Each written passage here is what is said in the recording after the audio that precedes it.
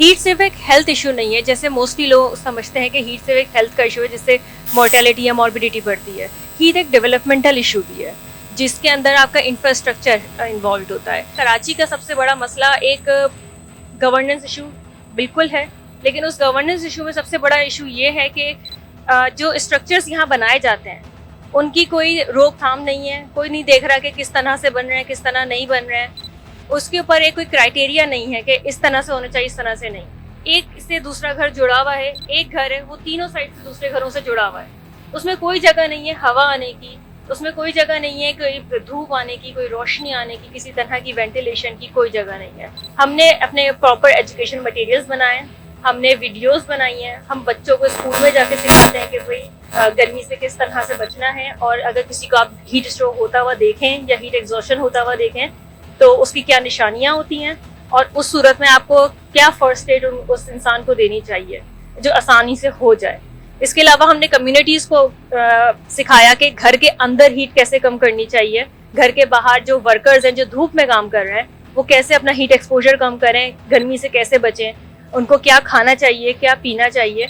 ये वो बेसिक चीज़ें हैं जो कि गवर्नमेंट को बता देनी चाहिए थी, जो प्लान के अंदर शामिल होनी चाहिए थी। And funnily enough it is in action plan. Action plan में एजुकेशन शामिल है बट वो दी नहीं गई है अभी तक। उनको ये सब सिखाने के बाद फिर हमने सोचा कि हमें जो असल काम करना चाहिए वो इनके स्ट्रक्चर्स के ऊपर करना चाहिए।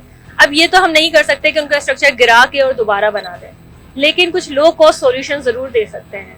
सो आफ्टर मल्टीपल कन्वीनिंग्स, दूसरे मुल्कों में दूसरे लोगों से, एक्सपर्ट से बात करके, कराची में एक्सपर्ट से बात करके हमने कुछ लो कॉस्ट सॉल्यूशंस निकाले हैं लोगों के लिए, जिसके अंदर रूफ शेडिंग है, वेंटिलेशन है कि डक्ट बना दें। एक खिड़कियाँ नहीं बन सकती तो डक्ट बन जाए। आपको याद होगा पिछले ज़माने में डक्ट्स हुआ करती थी, हर घर के अंदर हुआ करती थी। वो गर्मी को रिड्यूस कर लेगी थी, क्योंकि देखिए साउथ एशिया एक हमेशा से एक वार्मर रीजन रहा है वर्ल्ड का।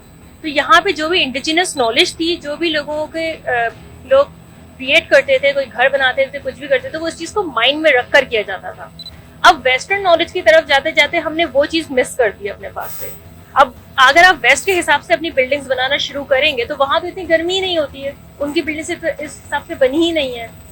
फिर हमने विंड मिल्स हमने सारे विंड कैचर्स बनाए हैं, हमने खिड़कियाँ बना के वेंटिलेशन की, हमने लाइम पेंट्स किए हैं उनके घरों पे सोलर रिफ्लेक्टिव पेंट्स किए हैं, सोलर पैनल्स दिए हैं उनको। इसके अलावा स्ट्रीट शेडिंग्स हमने करी है वहाँ पे। स्ट्रीट शेडिंग के साथ साथ जो सबसे बड़ी चीज़ हमने लोगों को भी बोला है, उसको खुद भी करा है, वहाँ पे प्लांटेशन बढ़ाई है। कोई प्लांट नहीं दूर दूर तक, कोई प्लांट नहीं, और लोगों को प्लांट का ख्याल रखना भी नहीं आता। हमने बहुत सारे हॉर्टिकल्चरिस्ट से बात करी कि इस तरह के एनवायरनमेंट में कौन से प्लांट्स हैं जो कि चल सकते हैं, क्योंकि पानी नहीं है। पानी ही नहीं है तो वो प्लांट्स क्या लगाएंगे, उस प्लांट को पानी कहाँ से देंगे। तो कम पानी के अंदर या खारे पानी के थ्रू कौन से प्लांट्स हैं जो कि फल फूल सकते हैं, हमने उस प्लांट्स को देखा।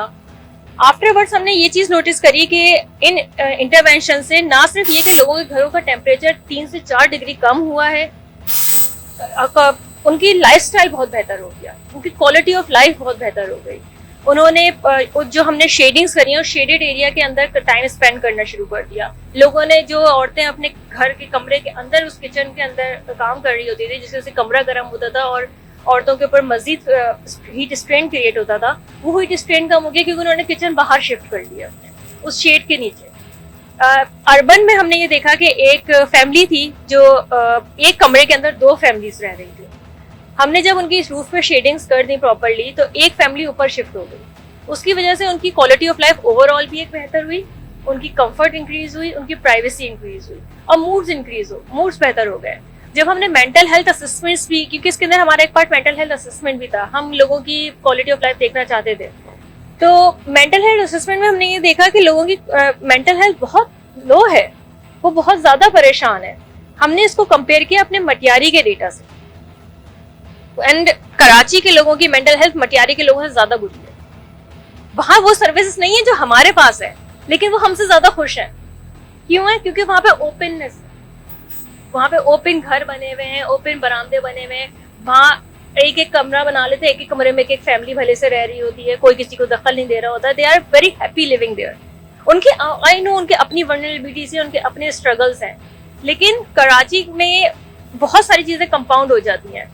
यहाँ पे वहाँ हमने जब उनकी इनकम कंपेयर करी तो कराची के लोगों की इनकम उनसे 20 to 30% ज़्यादा थी, लेकिन उनके खर्चे उनसे कहीं ज्यादा थे। वहाँ यहाँ पे बिजली ज्यादा महंगी मिल रही है उन्हें खाना ज्यादा महंगा मिल रहा है, उन्हें हाउसिंग ज्यादा महंगी मिल रही है। और ऐसा नहीं है कि आवाम खुद से कुछ नहीं करना चाहती। जब हमने ये इंटरवेंशंस कुछ हाउस होल्ड्स के ऊपर डिलीवर करी हैं, उसके बाद बहुत सारे हाउस होल्ड्स थे जिनके ऊपर नहीं कर सके हम, ड्यू टू बजट कंस्ट्रेंट्स हम नहीं कर सके। वो हाउस होल्ड खुद हमारे पास आके कह रहे हैं कि विल पे यू, हम आपके साथ पैसे लगाएंगे, आप ये करें हमारे लिए। सो दे आर एग्री टू पे। ऐसा नहीं है कि लोग, जैसे बहुत से लोग कहते हैं, गवर्नमेंट हमारी मोस्टली कहती है कि आवाम खुद से कुछ नहीं करना चाहती। वो करना चाहते हैं, उन्हें सॉल्यूशन पता नहीं है, उनको अवेयरनेस नहीं है। हमने अब जैसे हम प्रिपेयर कर रहे हैं फिलहाल गर्मियों के लिए, तो जैसे ही गर्मियाँ स्टार्ट होंगी अप्रैल थ्रू अगस्त, सो हम वहाँ पे कैंप्स अपने इंस्टॉल करेंगे उस पूरे एरिया में, और फिर देखेंगे कि कितने हमारे पास हीट स्ट्रोक के केसेस आते हैं, कितनी इलनेसेस आती हैं। और बहुत ही माइनर सा डिफरेंस है, मैं यहाँ पे फायदा उठाना चाहूंगी इस प्लेटफॉर्म का, कि बहुत माइनर सा डिफरेंस है हीट एग्जॉस्शन और हीट स्ट्रोक में। हीट एग्जॉस्शन अगर आप लोग जल्दी पकड़ लें तो वो फौरन ट्रीट हो जाती है, आपको सिर्फ उस पेशेंट को हीट से रिमूव करना होता है। जबकि हीट स्ट्रोक अगर किसी को हो तो हॉस्पिटल जाना लाजमी है। हॉस्पिटल में प्लीज उनको आईवी मत लगाने दीजिएगा। मैंने ये बहुत से देखा, वो आईवी लगाना शुरू कर देते हैं, ऑक्सीजन देना शुरू कर देते हैं। That is not what's needed. मसला ये कि ट्रेंड नहीं है, हमारे जो मेडिकल ऑफिसर्स हैं वो भी ट्रेंड नहीं है कि हीट स्ट्रोक में करना क्या चाहिए। सो आई एम ओपन हियर।